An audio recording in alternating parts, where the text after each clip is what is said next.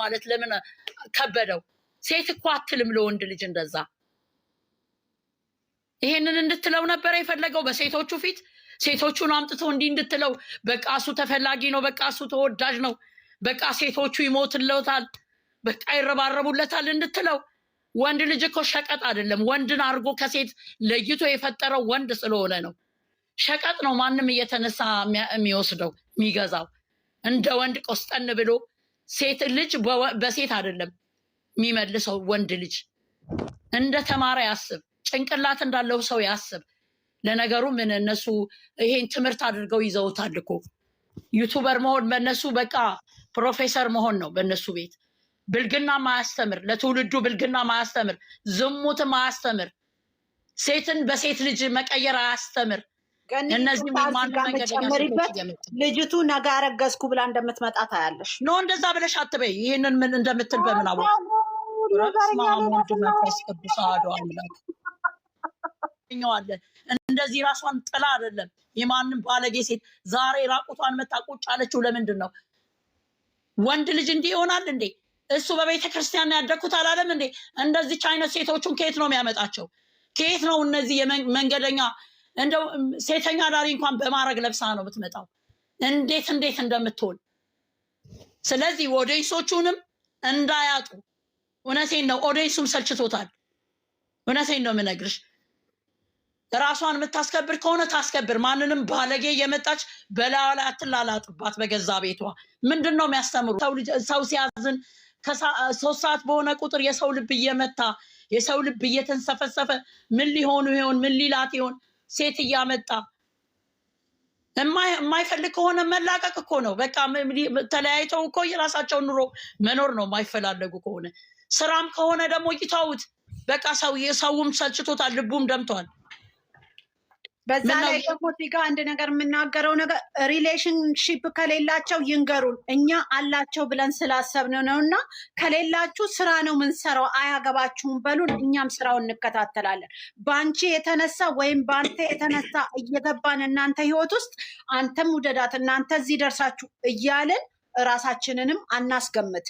ያላችሁን ሪሌሽንሺፕ መግለጽ ካልፈለጋችሁ ደግሞ ትክክለኛ ራሳችሁን ጠብቃችሁ ስሩ።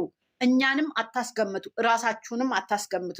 እንደገና ደግሞ አንተ በጣም ራስህን ያረከስከው። በተለይ ይሄ 2 ወር ላይ ያለኸው አንተ አይደለህም። ወይ ድሮ አናቅህም ወይ ደግሞ ዛሬ የሆነ ነገር ሆነሃል።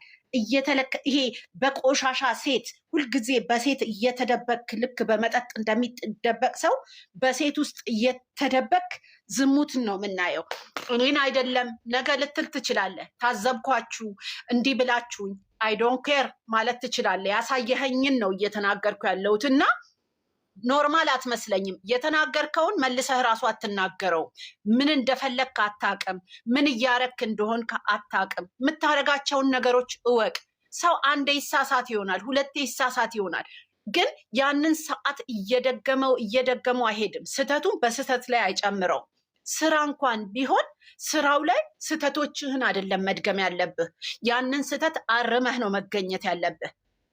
ሶስናን አመጣህ በፕራንክ እሷን ለማስተማር ነው አልክ፣ የእሷን ማንነት ለማወቅ። እንደገና መለስክ፣ ሊንዳን አመጣ፣ እሷን ለማስቀናት ነው አልክ። እንደገና 3ኛ ሴት አመጣ፣ እሷን ምን እያደረግክ ነው? እንደገና አስረግዘሃል፣ የእሱን ነገር ይዘጋሃል። ዘጋንልህ፣ እሺ ብለን ዝም አልን። እንዲሸፈን ፈልገሃል፣ ሸፈንን። እንደገና ሴት አምጥተህ እችን ልጅ ምን እንዴት አይነት ልብ እንዳላት ራሱ ምን አይነት ጠካራ ሴት እንደሆነች ማንም ሴት አይችልም። ስለወደደችክ ስለፈቀረችክ ካልፈለግካት ለምን አተዋትም? ስጣት ነፃነት፣ ስጣት ነፃነትና ሰላም ትሁን። ቪዲዮም ላይ ስራም ላይ ቢሆን እችን ሴት ገጸ በረከት ገጸ ባህሪ በቃ ነፃነት ስጣትና እስቲ የራሷን ነፃነት ታሳይ። ግርሽ ነገር ሃይሚ ስራ ከሆነ ጥሩ ነው፣ ግን የወደፊት ሪሌሽንሽንና የወደፊት ህይወትሽን ነው የሚያበላሸው ይሄ ነገር። ምክንያቱም በቪዲዮ ምኑም እንዳልሆንሽ እያሳየ ነው፣ አንተም ምንህም እንዳልሆነች እያሳየክ ነው። ስለዚህ ይሄ ነገር ድራማ ነው ወይ በመጥፎ ነገር ወስዳችሁን ነው እንዳትል፣ ደደብ ሰው የለም። ምክንያቱም ይሄ ነገር ዋጋ ነው የሚያስከፍለው። በቪዲዮም ከሌላ ሴት ጋር ቢመጣ ወይ ከሌላ ሴት ጋር ቢሆን በቪዲዮ 10 ሰርቼ የለ እንዴ ሪሌሽን እንደሌለም ብሎ ነው የሚልሽ። ያላችሁን ነገር ማሳወቅ አለባችሁ ለራሳችሁ ስትሉ፣ አንተም አንቺም። 10 ዛሬም ስትናገር የነበረው ስለወደድሽኝ መለያየት ስለሌለብኝ ነው ያልካለሁ። ስለወደደችክ ብቻ ሳይሆን ስለወደድካት መለያየት ስለሌለብህ ነው። ይሄንን አስረግጬ የምነግርህ እሷ ስለተናገረች አይደለም። ካለ እሷ መኖርና መተንፈስ አችልም። ልንገርህ፣ እኔ 10 ሴት ጋር ልትሄድ ትችላለህ። ይሄን ነገር ግን ሰው እንዳያውቅብህ ብለህ የምደባብቀውን ነገር በግልጽ ተናገር። ካልወደድካት ለደቂቃ መቀመጥ የለብህም። ስራ ነው የምንሰራው፣ ስራ ስሩ። አንቺም ብትሆኚ ስራ ነው የምንሰራው። እንዲያላ ስራም ቢሆን ስራ ነው። ይኸውልሽ ስራም ቢሆን እኮ እዚህ ጋር ትላልቅ ሰዎች ናቸው የሚመለከቷቸው። ትላልቅ ሰዎችም በእነሱ እድሜ ያሉትም ምንድነው ከእነሱ የሚወስዱት ምንድነው? እሱ ሴት እየቀያየረ የማንም ቁጭ በሉ የአዲስ አበባ አለሌ እያመጣ በበርገድ እያታለለ ቂጧን ጥላ እየመጣች እኛ እነሱ ልንመለከት ነው እንዴ? ኦዲየንሱም እኮ ትላልቅ ሰው እኮ አለ፣ ጭንቅላት ያለው እኮ ኦዲየንስ አለ እኮ። ልጆቹም ቢሆን እኮ ጥሩ ነገር ነው መማር የሚፈልጉት። እስኪ እንደ ሌሎቹ ወንዶች እስኪ ጥሩ ነገር ያስተምር። አብርሃም እኮ ተጋብቶ ነው፣ የ80 ሚስቱ ናት። የፈለገው ብትከሰውም ምግም ጋር ብታቆመው ትችላለች። ይቺ ልጅ ግን ነገ ወይ አፈቀርኩሽ አይላት ወይ ምን አይላትኝ የማንንም ሴት እያመጣ የቀያየረ ልቧን እየሰበረ ነገ እኮ እሷ ህይወት ቢኖራት እኮ ልጆቿ ያዩታል እኮ። ምን ሲል ነበረ? ወልጄ እኮ ከአንቺ ጋር እኮ ተጋብተን እኮ አርጅተን ልጆቻችን ያዩታል ይል ነበረ። ይሄ እኮ ሚዲያ ነው። አያፍርም እንዴ? ምን እሱ እንደዚህ ነበር እንዴ? እሱ ሲጠበቅ የነበረው በዚህ ደረጃ ነበር እንዴ? ወደ እሱ ሲያቀው የነበረው ክብር እያለ የሚጨነቅ የነበረው ከዚህ በላይ ሞት አለ እንዴ? ይሄ ነው እኮ ዋናው። የሰው ልጅ እኮ ገላውን ሲያከብር ነው። የራሱ የሆነውን ነገር እኮ ለሰው አሳልፎ ሳይሰጥ ነው። ለራሱ ለሆነው ለራሱ ሚስቱ ለምትሆነው ሴት ነው እጁን እንኳን አሳልፎ የሚሰጠው ጀግና ወንድ። ልንገርሽ አይደለም አካሉን ይቅርና እንደው ንግግሩን እንኳን ደህና ንግግር እንኳን ለማይፈልጋት ሴት አይሰጥም። ቆሞ ማውራት እንኳን አይፈልግም። እሱ ዝሙት ነው እንዴ? ምን ሲል ነበረ? ምን እኔ እኮ እንደዛ ባይል እኮ ምንም አይመስለኝም። ይሄ የለመደው ነው። ድሮም በዚህ መንገድ ነበር የምናውቀው። በቃ ራሱ በራሱ ጊዜ ሰውን ንቆ ሲተው ይተዋልል ነበር። ግን እንደዚህ አልነበረም። የትኛው ወንድ ነው ያየሽው? ይህ እስኪ እነ ኢዮብ የሚባሉትን ወንድማማቾቹን ይመልከት። ስንት አለ ተፋተው ማናት ይሄ የፍቅርዬ ባልና ፍቅር ተፋቱ።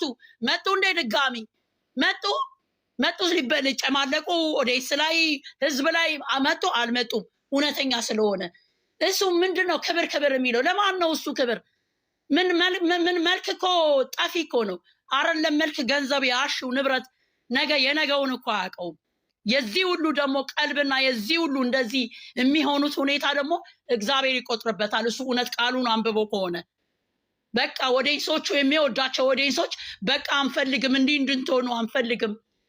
በቃ እናንተ ባትፈልጉም አትዩም ብትሉንም ግን እንድትጠፉ አንፈልግም።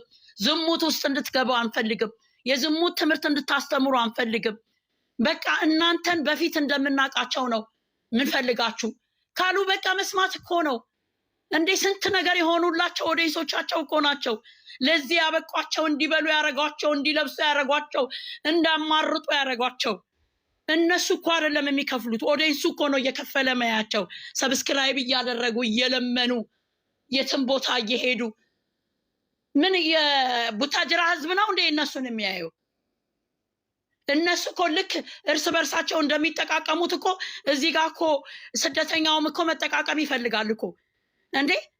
ለምን እርስ በርስ ይጣላል? ለምንድነው እርስ በርስ የሚታመመው? ለምንድነው 3 ሰዓት ሲደርስ የሚታመመው ትልቅ ሰው ከኔ ጭምር? እኔ እንዴት እንደመሆን እኔ ነኝ እግዚአብሔርና እኔ ነን የማውቀው። ለምን እንደዚህ ለእነሱስ ጥሩ ነው እንዴ? ልጆች አይደሉ እንዴ? ነገ እኮ ያገኛሉ ሰር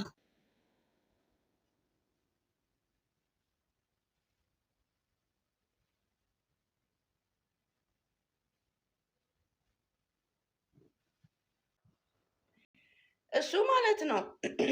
እሱ ሴት መቀያየር ላይክ የትምህርት ዲግሪ ወይም ማስተርስ ይመስለዋል መሰለኝ።